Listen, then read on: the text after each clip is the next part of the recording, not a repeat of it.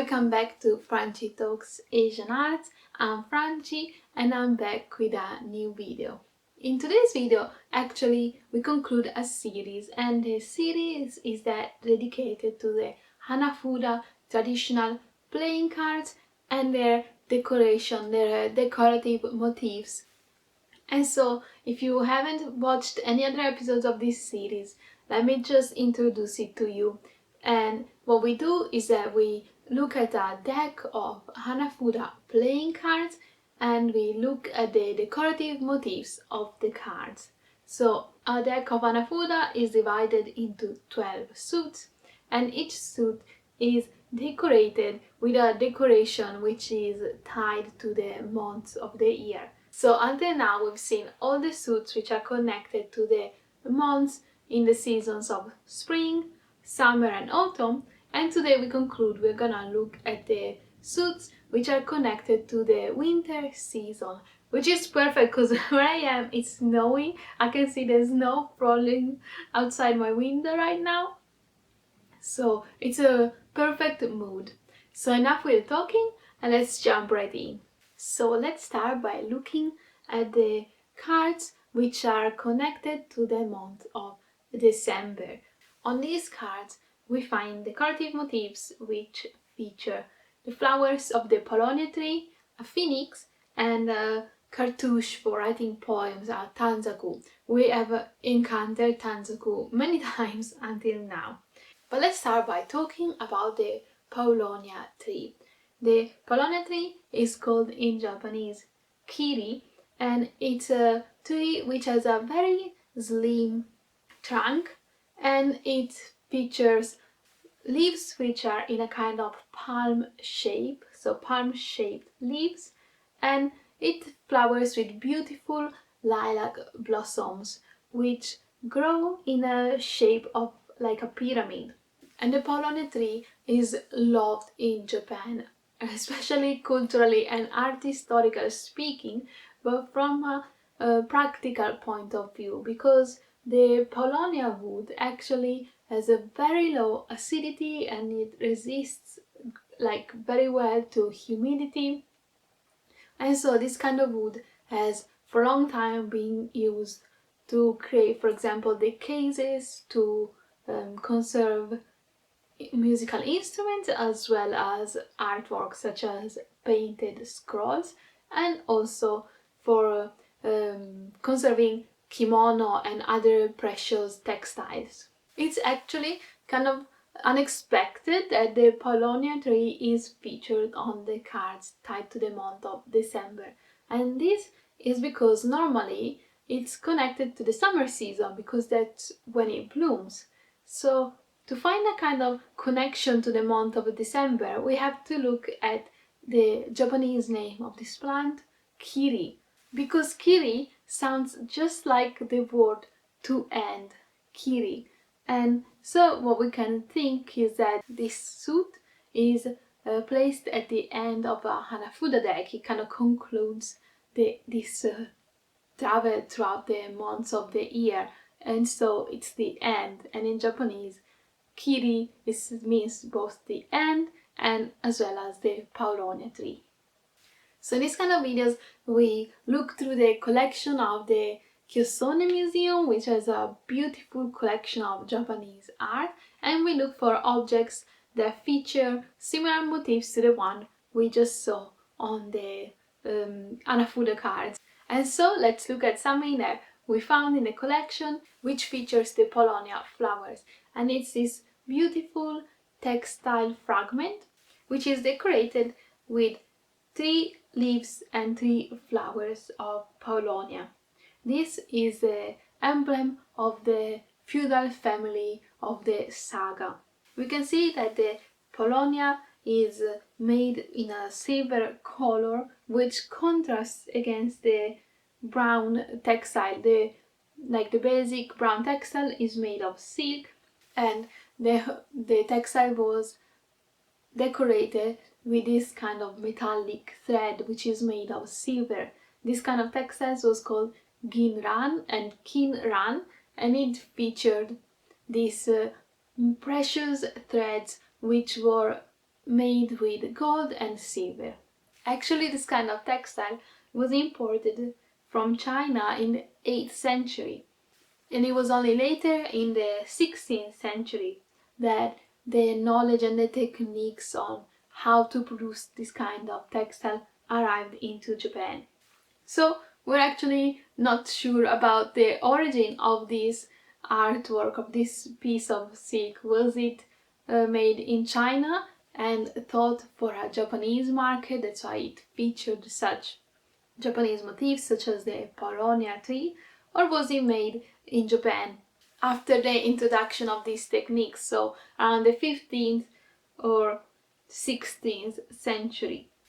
So we're not sure about that, but for sure we can appreciate the beauty of this textile, its precious value, and we have to say that this kind of works, this kind of materials were used, for example, for creating the beautiful robes of Buddhist monks, or they were used to create cases which were used to contain instruments and tools used for the tea ceremony, or for example they were also used to make the costumes worn by the actors of no theater. So for sure they were beautiful textiles which were beloved and played an important role in the cultural life of the country.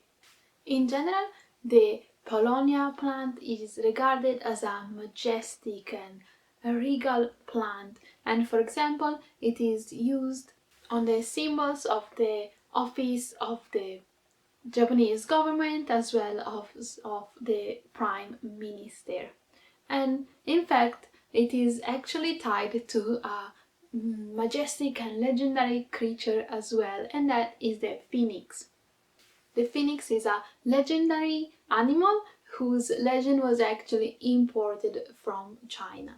And what it is believed is that the phoenixes do not live on our Earth, they don't live on this planet, but actually if they visit during special occasion, which is the advent or the arrival of a new and great king in the near future. And so at that time they fly down and then they make a nest on a tree of pawlonia. And so in a way they are announcing that a great era of prosperity is gonna arrive soon. We can find a phoenix on this beautiful bowl, a porcelain bowl from the collection of the Chiossone Museum, which is dated to the beginning of the Meiji period. It's made of white porcelain decorated with red, green, yellow and golden pigments. And on the inside of the bowl, on its sides, we find such a detailed and dense decoration which features petals, leaves, as well as clouds, waves and various geometric motifs. And all these motifs are alternated onto the sides of the bowl. And we can see alternated motifs also on the outside of the bowl, featuring plant motifs, which are also made with the same colorful and bright pigments. Inside, at the very bottom of the bowl, that's where we find a phoenix. And this phoenix, it kind of stands out against the white background, and it's surrounded by 4 peonies as well as clouds which are rendered in this kind of stylized manner. They're a bit hard to recognize, as well as a pearl. And this kind of dense decorative motifs featured side by side is actually a characteristic of a school of porcelain called Kutani. And if we turn the bowl upside down, we actually find a signature which said that this object was made by Nakagawa in Kutani in the province of Ishikawa. And what we can notice the most about this bowl is in fact this decoration, which needed so much precision and attention to detail, and it's so dense and rich and bright. So let's continue by looking at the Hanafuda cards, which are connected to the month of January. And on this suit we find the decoration with tanzaku cartouche, again as always, as well as pine trees and a crane. The pine tree which is featured on these cards is of a specific species called koyamaki, which is native of Japan.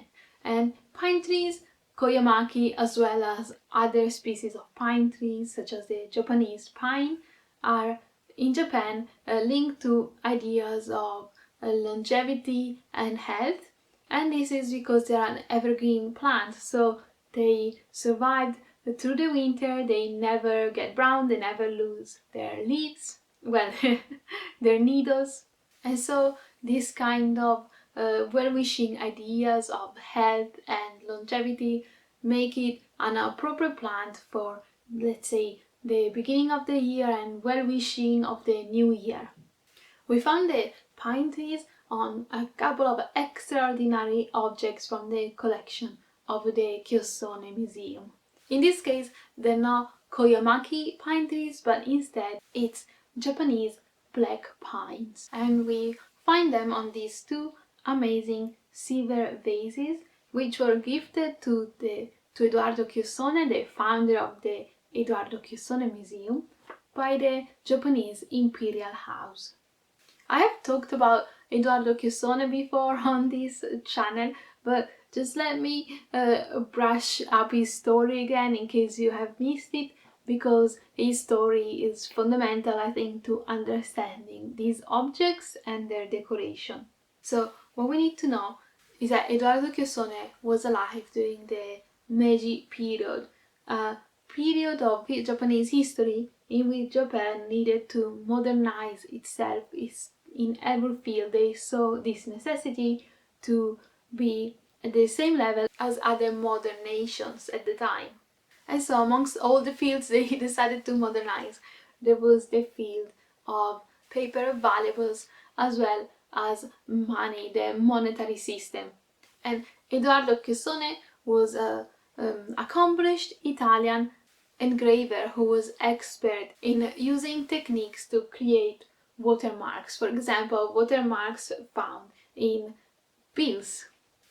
And so he was hired by the Japanese government to move to Japan and help them out with his renovation. He was in charge of creating the designs which were going to be found on the new bills, like the yen, and he had to carve the wooden blocks which were then gonna be used to actually print these bills. He was a very well liked individual by the imperial household because of his extraordinary work and the care that he took into helping Japan modernize. And so the imperial household gifted him various gifts and honors, like symbols of their gratitude to his work.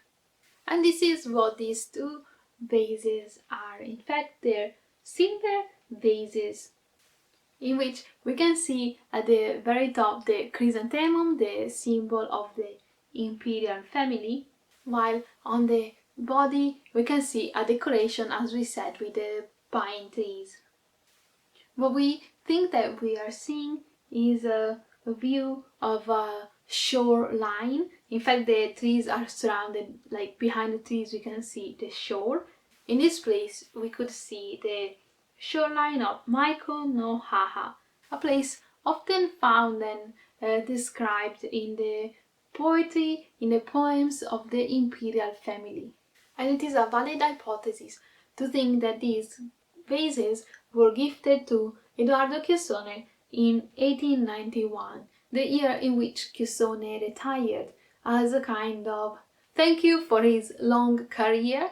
And so having these pine trees symbolizing his, well, first of all, the dedication that he put into his work for Japanese paper valuables, because the pine trees was a symbol of dedication and discipline, to be as strong and disciplined as a pine tree which does not fall, does not falter in winter, as well as well-wishing of longevity. In fact, the Chiossone was going into retirement, and it feels as if this pine tree was were wishing for a long life after work. Let's look at the second subject of the cards of January, and that's the crane. This species of crane is called in Japanese tanzaku, and we can recognize it because of the red we can find on the feather onto its head.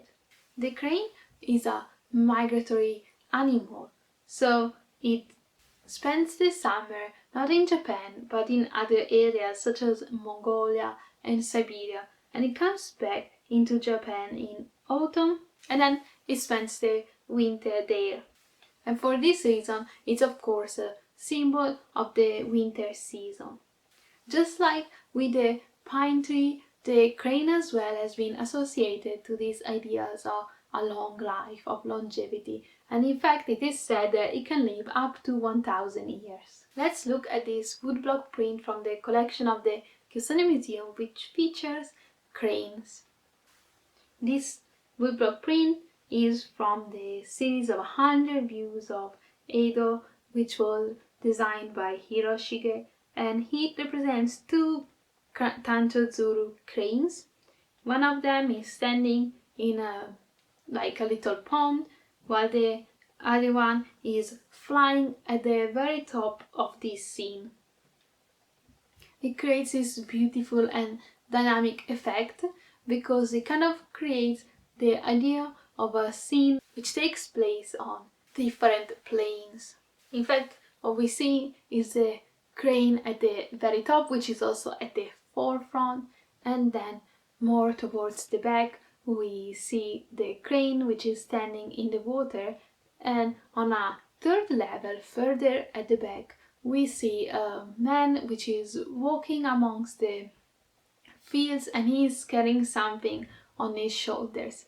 And this little man is this little detail is why I like this kind of woodblock prints.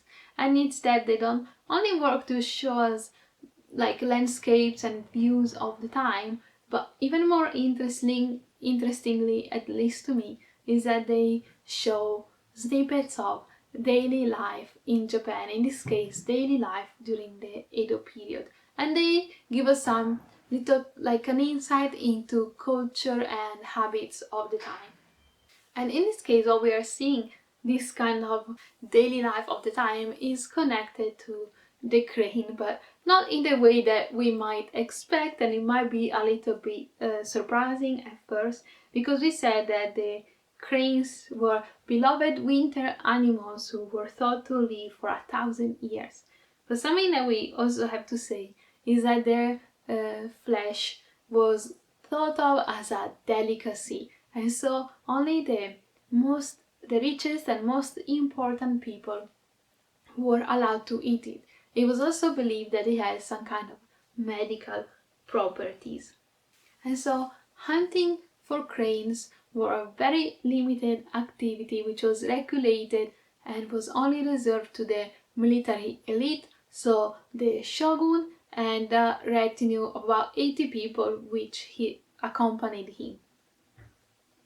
The birds which were hunted and killed and captured, part of them was then actually gifted to the imperial household, so it was a gift of a special delicacy. When it comes to the normal people, not the shogun, not the members of the imperial household, what was asked of them, what was requested of them, was to look after the cranes, and that's what we're seeing. This person in the background, what they're doing is throwing on the ground feed for the cranes. I think the scene was skillfully designed. As we can see, there's several layers to the image, and also different techniques were used by not only by the person who designed, so Hiroshige in this case, but also by the craftsmen who worked onto the woodblock print.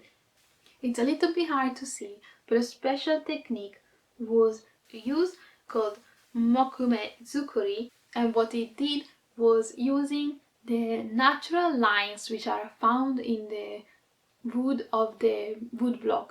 And these natural lines, instead of being smoothed out, they were used to create the kind of waves effect in the water.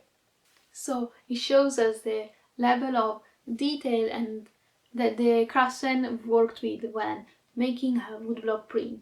And we can also find both the crane and the pine tree and the red sun on a woodblock print from the collection of the museum. This one as well was designed by the artist Utagawa Hiroshige, and it's very similar to the decoration found on the Hanafuda card. We find this almost as a perfect coincidence. And what we see featured on this woodblock print is a branch of a pine tree on which a crane is standing. The crane is standing on one leg, and we can admire its white plumage and the beautiful curve of its neck and the elegant shape of its legs. We're seeing the bird from the side, but actually the head is turned around and it's staring directly at the viewer, almost like it's looking at the viewer. And on the background we see a big red sun, just like the one picture in the Hanafuda cards. Without a doubt, the themes of these woodblock prints were themes of well-wishing. Someone could have bought this woodblock print for themselves, or maybe as a gift to a person they cared about, with these themes of longevity and resilience and discipline and good luck in the new year. As we mentioned on the generic cards, we see the tanzaku cartouche. These tanzaku were strips of paper which were used to writing poems. However, most of the tanzaku we've seen depicted on the Hanafuda cards until now are left blank. There are no poems on them. But this one is an exception. What we see is a writing which reads Aka Yoroshi, and this word is written using some characters which are now out of use, called hentai gana. And I have to say the meaning of this Aka Yoroshi is actually kind of hard to understand. Also, looking from on Japanese sources, a lot of sources don't say what it actually means, or say they don't know what it means, but in general it's understood to be as well a meaning of well-wishing, because Yoroshi means good.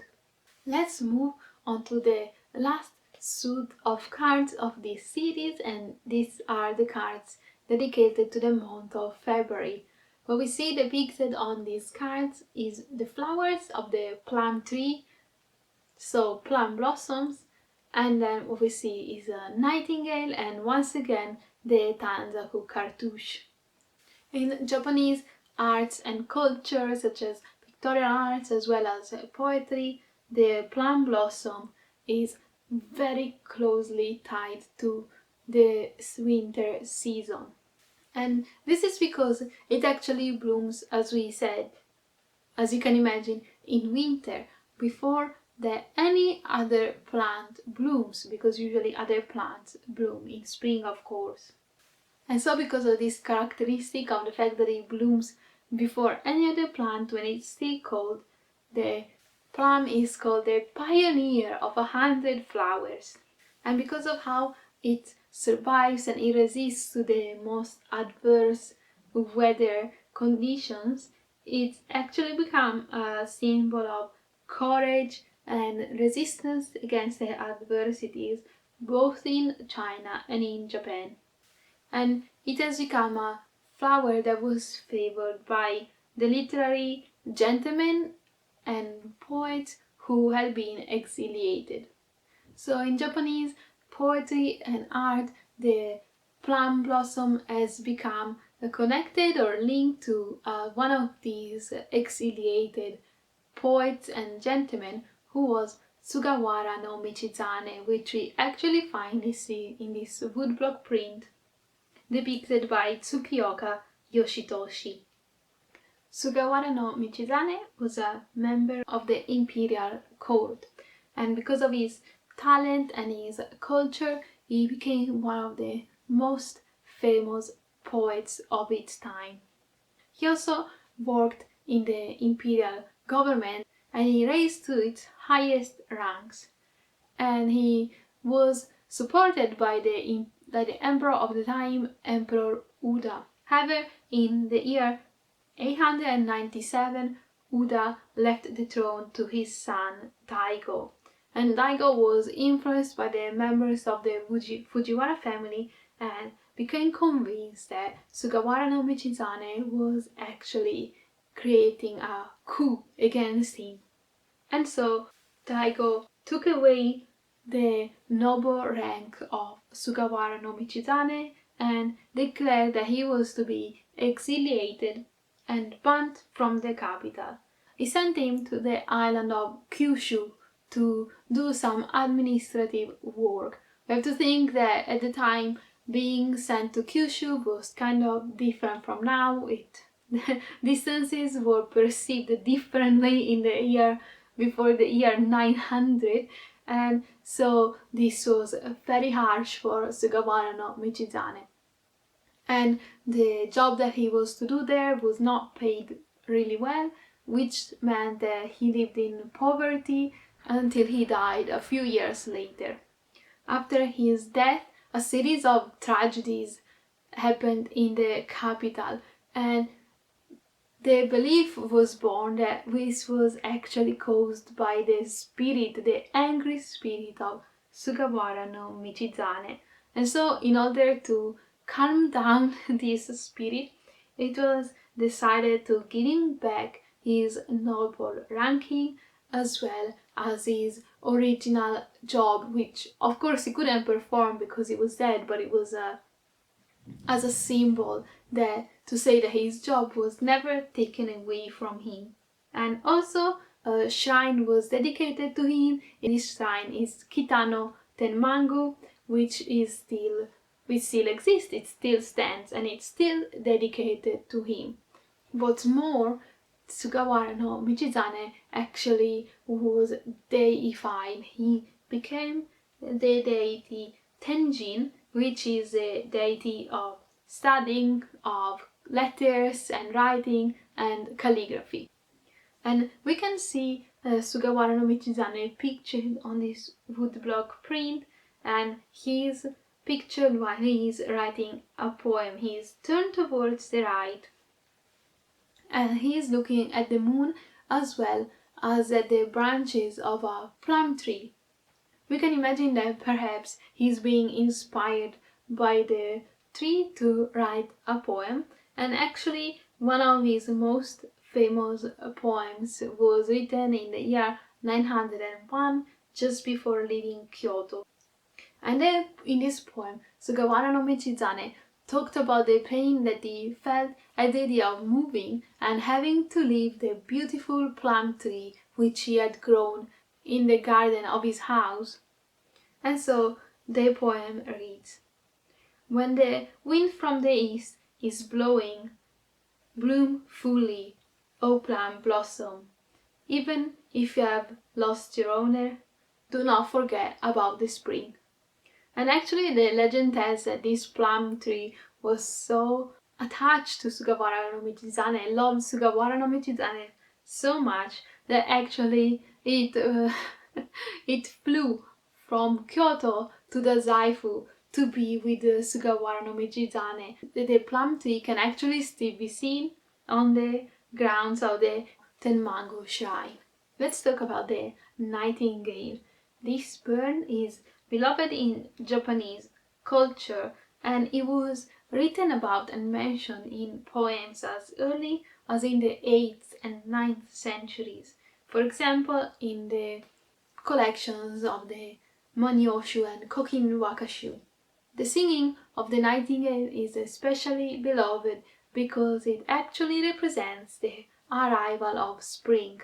And we find the nightingale of these various woodblock prints. These are as well as from the artist Utagawa Hiroshige. We can see that he was kind of a recurring artist of today's video.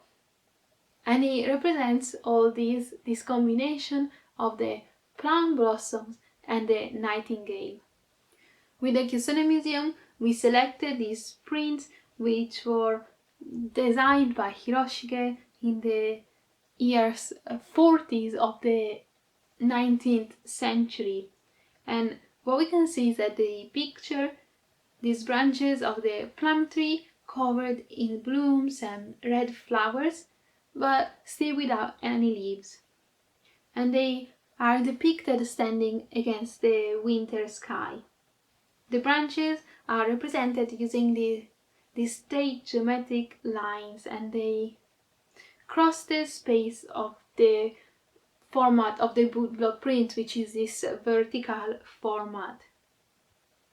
What I especially like is how the woodblocks were carved, and in order to create this effect on the branches, we can see that certain areas of the branches do not have black ink, they were left empty, and in a way it reminds us of the effect which is created by using brushes, using these kind of strokes with black ink, which usually tend to leave certain empty areas of the branch. The nightingales are pictured as they sing, and in the woodblock prints they are also accompanied by poems which talk about their singing and the arrival of spring. One of the poems read, "The familiar sound of the nightingale comes back this year as well." And the other one talks about the soon arrival of spring, because it reads, "In the spring calm, our muscles relax." And so we have kind of come full circle. We started this series of videos in spring, and finally we reached the winter, and we can see that the last cards of the winter season are also hinting at the beginning of spring again. The last card we need to talk about for this series is it's gonna be very brief. It's a tanzaku cartouche once again, and also in this case we find a message written onto it, and this message is actually the same as the one of the previous months. Once again is Aka Yoroshi, so this kind of well-wishing message. So we made it to the end of the video and the end of this series. Of course, I want to thank the Chiossone Museum first of all for collaborating with me, finding these beautiful art objects to show in the videos. So thank you, and of course thank you for watching this video and this series. If you liked it, don't forget that you can support the channel, for example by clicking like, subscribing to the channel if you want to see more, and you can send a little donation to the Ko-fi account that is linked in the description. And of course I'd love to hear from you, and so if you have any questions, comments, anything, feel free to write it in the comment section. But for now, I just hope to see you again soon. Bye!